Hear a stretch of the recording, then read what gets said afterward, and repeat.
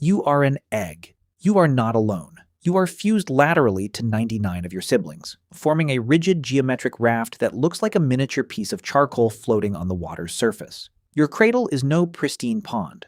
It is a stagnant puddle trapped inside an abandoned tire, shaded by tall weeds and warmed by the humid summer air. Dead leaves rot beneath you, releasing nutrients that feed bacteria and algae. A thin, oily film floats across the surface. To humans, it's dirty water. To you, it's the beginning of an entire ecosystem. For 48 hours, you rely on the rich yolk protein sealed inside your corian shell. Then, the internal clock triggers. Using a specialized, sharp, chitinous structure on your head known as an egg tooth, you strike the lower cap of your shell. The seam splits cleanly along a predetermined line of weakness. You drop downward, breaking through the floor of your egg into the opaque, liquid dark below. You are now a first instar larva, a wriggler. Your world is entirely bound by the physics of surface tension and fluid dynamics. Because you lack gills, you are tethered to the atmosphere. You hang at a strict 45-degree angle from the water's surface, suspended by a hydrophobic, snorkel-like respiratory siphon located on your 8th abdominal segment.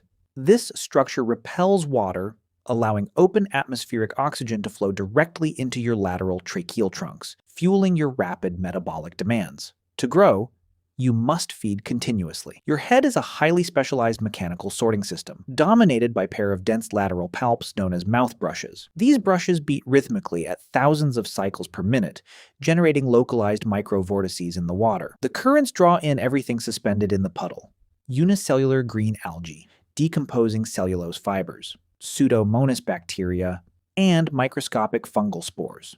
You are an indiscriminate organic vacuum cleaner.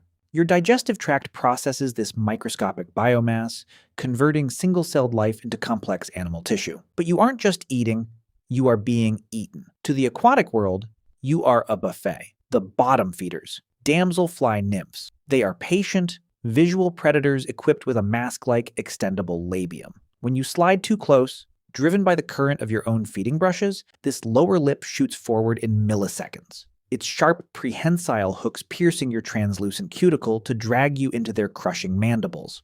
If you survive that first wave of danger, another awaits. Tiny predators, such as the mosquito fish and hungry tadpoles, devour mosquito larvae by the dozens, turning your nursery into a relentless hunting ground. Yet even as prey, you serve a critical purpose. By feeding on microscopic bacteria, algae, and organic debris, you convert invisible life into nourishment for larger animals, forming an essential bridge in the aquatic food web. Without larvae like you, nutrients accumulate differently.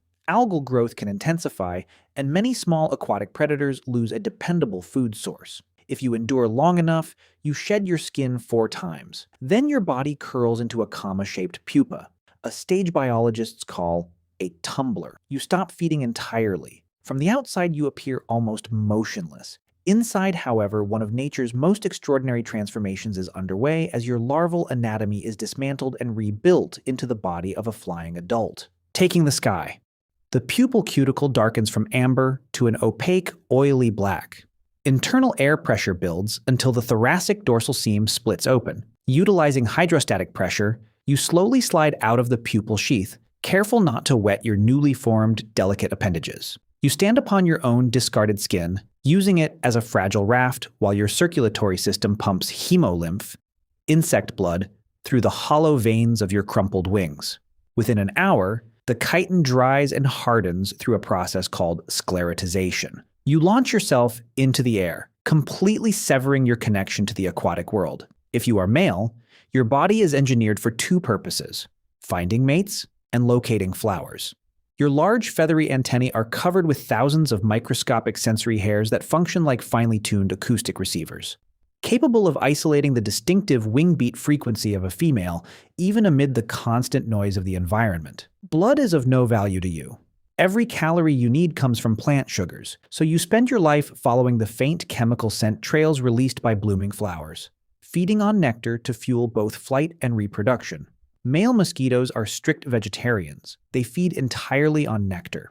In doing so, they become unexpected heroes, pollinators. Thousands of wild orchid species and tropical plants rely on the male's fuzzy faces to carry pollen from blossom to blossom. But you are a female Anopheles. You need iron and protein to develop your eggs, and nectar won't cut it. You track the invisible rivers of carbon dioxide exhaled by warm-blooded animals. You find a human. You land softly. Your saliva contains a powerful cocktail of anticoagulants to keep the blood flowing and anesthetics so they don't feel the prick. You drink your fill. But as you fly away, you are still a vital link in the food chain. The aerial hunters. Dragonflies intercept your sisters in midair like fighter jets. The night guard.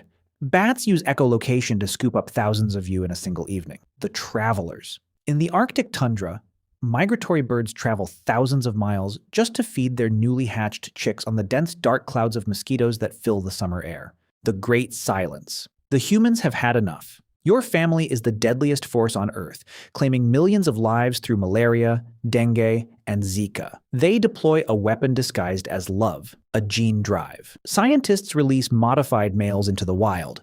When they mate with your sisters, a genetic cut-and-paste cheat code overrides the normal laws of nature. It forces a lethal mutation into every single egg. The mechanism is brilliant and brutal. It doesn't target the males, they fly away perfectly healthy, carrying the invisible curse to new generations. Instead, it hits the daughters. The bite vanishes. The young females are born with malformed, blunt mouthparts. They can no longer pierce skin to feed. Their reproductive organs are permanently stunted. They are completely sterile. It is a biological chain reaction. For every generation that passes, the number of females capable of laying eggs then having again. Within a few short years, the high-pitched buzz that has echoed across the planet for 100 million years completely vanishes. The genocide is a total success. The humans celebrate, but the ecosystem begins to shudder. The ecocide ripple. The world doesn't collapse instantly. It unravels from the bottom up. In the wetlands, the water turns cloudy. Without millions of larvae filtering the bacteria, microbial mats choke out oxygen, suffocating the aquatic plants. The small fish and amphibians that relied on you for food face a massive famine. In the skies, the impact hits the wind. Bats must fly further and spend more energy hunting scarcer prey. In the Arctic, the migratory birds find an empty sky. Their chicks starve in the nests, causing bird populations across the Americas and Europe to plummet. Deep in the tropical rainforests, rare orchids fade away. The stunning beauty is now vanished. Their specific pollinators, the male mosquitoes, are gone, and no other insect fits the shape of their flowers.